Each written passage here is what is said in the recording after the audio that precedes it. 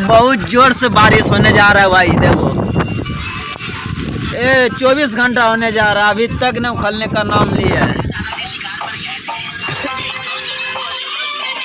ये देखो क्या बोलेगा ये लोग को, कैमरों में पानी चल जाता है कभी कभी। इधर हमारे देख लो बड़े ड्राइवर साहब है, इसको कुछ कह ही नहीं सकते हैं। ये 24 घंटा से गाड़ी से नीचे उतर भी नहीं किया अभी तक, क्योंकि बंगाल में बारिश इतना जोर से हो रहा है कि गाड़ी से उतर नहीं सकते हैं। देखिए कितना जोर से हो रहा है, 24 घंटा पूरने वाला है दोस्तों। आप लोग देख सकते हैं नज़र के सामने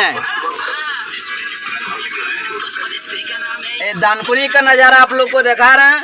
और देखिए हमारे रोहित भैया इधर है, गाड़ी से उतरने का नाम नहीं ले रहा। 24 घंटा बारिश पूरने वाला है, अभी तक उखलने का नाम नहीं लिया है। देखिए आगे चल के क्या होता है। बोलता है 8 दिन के लिए दानकुनी में बारिश होगा और आगे वीडियो में फिर दिखाया जाएगा।